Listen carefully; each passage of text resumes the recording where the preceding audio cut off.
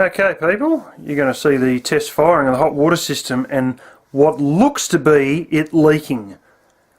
At the time I actually noticed a little bit of condensation in the top part of the pipes as it was running, and I put my finger in and I got a wet finger just rubbing my finger on the inside of one of those pipes.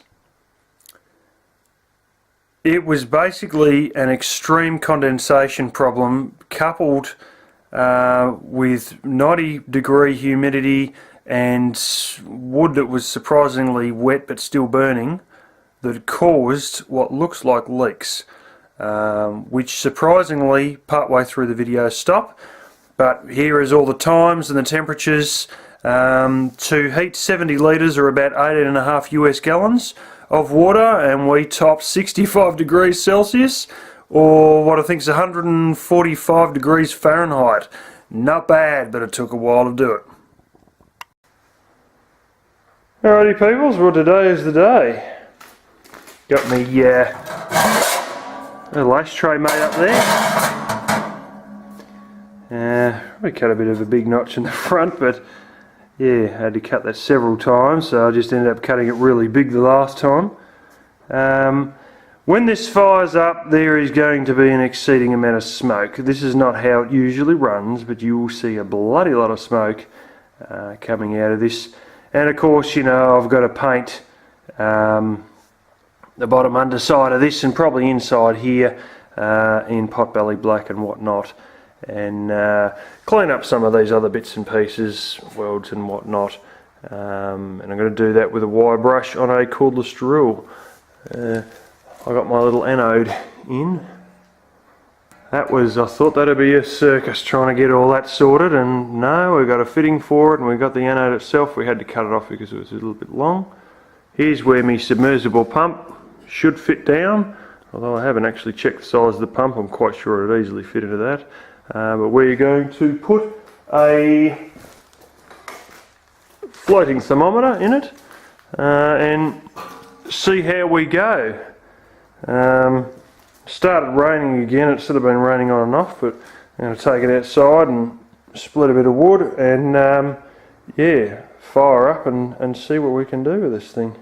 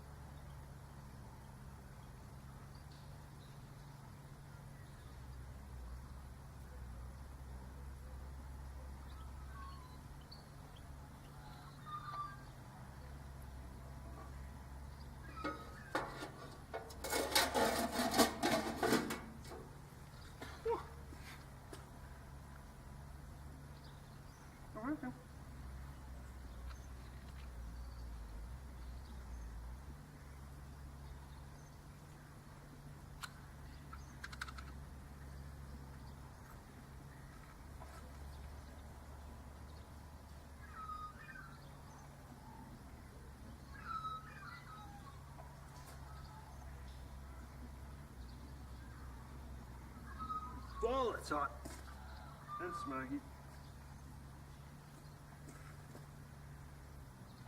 As that little funnel's just coming straight out with the pipes are, like a little blooming exhaust tube.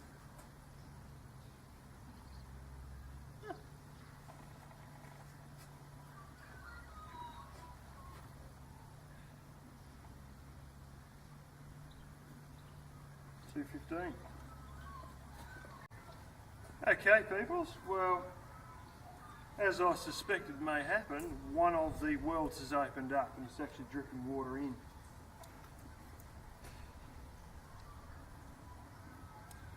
It's actually dripping it right through and it's landing in the ashtray, but it's one that's sort of, I can see exactly where it is because I can see the drips coming down.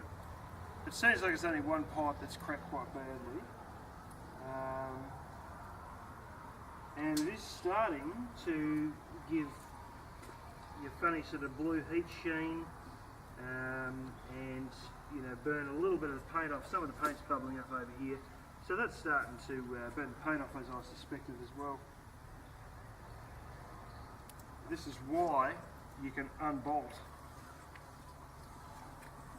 because now we can unbolt, tip it on its back, weld up that trouble part after we take the magnesium anode out.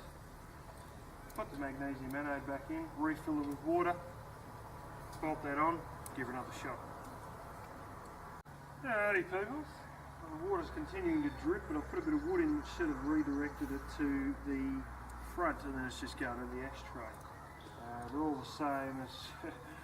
She's dripping pretty extensively. The paint is starting to bubble off quite nicely around the side here, so that'll be easy to repaint that, which was the intention, to repaint it in Potbelly Black. The water is really stifling the fire a bit though. It's going good at the back, but at the front, not very good at all. But I'll get a thermometer and we'll whack it in and we'll see what temperatures we get now after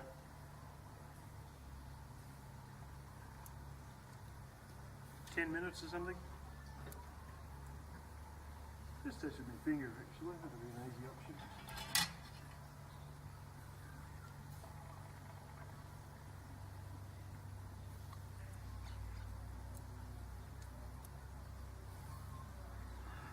It's still rather, it's not cold, but the pipes themselves are only lukewarm. But if the fire wasn't getting so stifled by the water dripping in, it'd probably be going a lot better.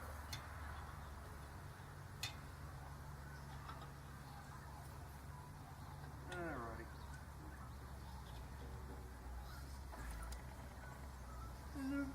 Enough heat, but not tons of heat coming out of the smoke. Might be a bit of, there's a lot of steam in the smoke too because of the water. I can feel it. You put your hand like that and then you can feel the moisture actually build up on your hand as the condenser's on your hand.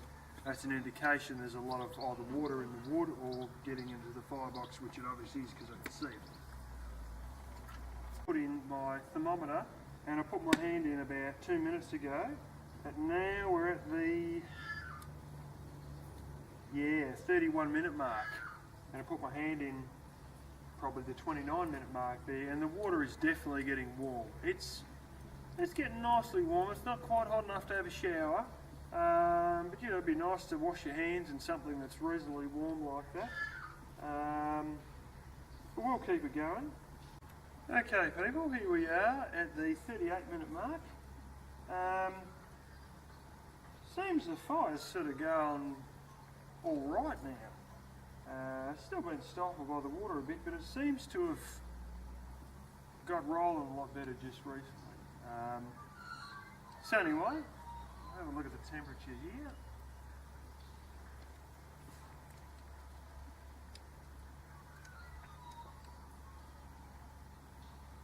Oh beauty. You could have a shower off that. 38, 40 minutes, you could have a shower off that. Possibly 33 minutes if it wasn't dripping so much water into the firebox. And our temperature is, woohoo! That's 46 degrees Celsius, and that's reading out at 112 Fahrenheit. So there you go, not bad. Alrighty people, strangely enough, there's not dripping water onto the fire.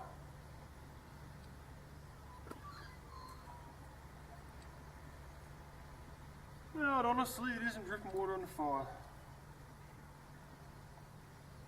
Thermal expansion of the pipes has blocked the holes, I don't know. You get some weird things with thermal expansion. I've seen some crazy things when I was building radiators. Oh, 46-minute mark here.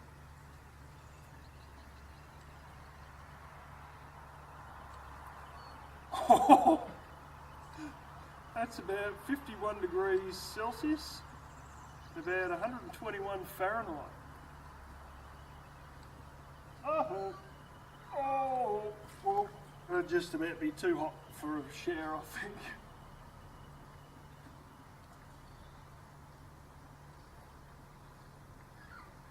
That didn't exactly burn me, but it's not the sort of thing that you want to stand under for, well, you know, it was damn hot there. It's not the sort of thing you want to stand under for any more than about 30 seconds at a time. Right, here we are, people. She's dying down. We're at the 53-minute mark. I think that's right.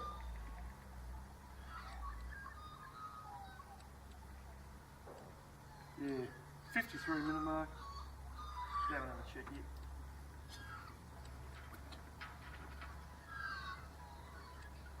Oh, there's actually steam coming off the water. Holy cow, that is 56 degrees Celsius. That's 130 degrees Fahrenheit. And the fire, I'm just trying to let her die down, but she's still going pretty good. Alrighty people, here we are, 59-minute mark. I've used a very small amount of wood, by the way, to get this going compared to what I've got to use with my wood stove, so it's relatively efficient even though there's no dampers or anything like that. But yeah, we're just sort of dying down now, and it was trying to rain a second ago. Oh, look at that condensation on the underside of that cover.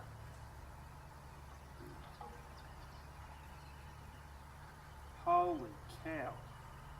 We've got about 135 Fahrenheit, we've got about 59 degrees Celsius. That's serious heat.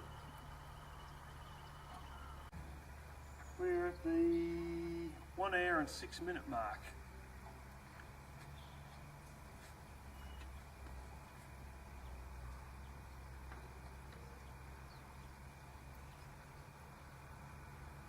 Yeah, we're 61.5 degrees Celsius, and we got, probably 139 Fahrenheit. That's remarkable, actually. And I suspect after here, it'll probably go down. I'm not even going to try and put my fingers in that.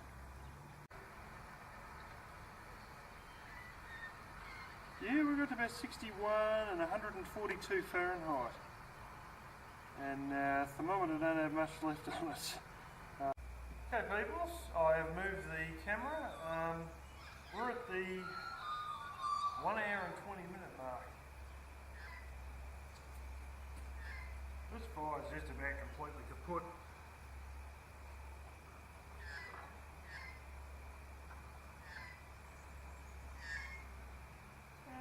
And 144 Fahrenheit, 64 degrees Celsius.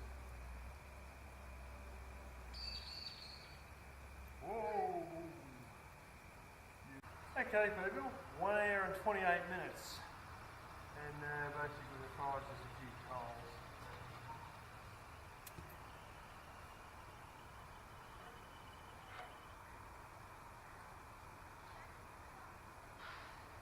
(65 degrees Celsius, 145 degrees Fahrenheit. I think basically she's only going to start going downhill from there. So there we go, 65 degrees Fahrenheit. Whatever I said, it was 145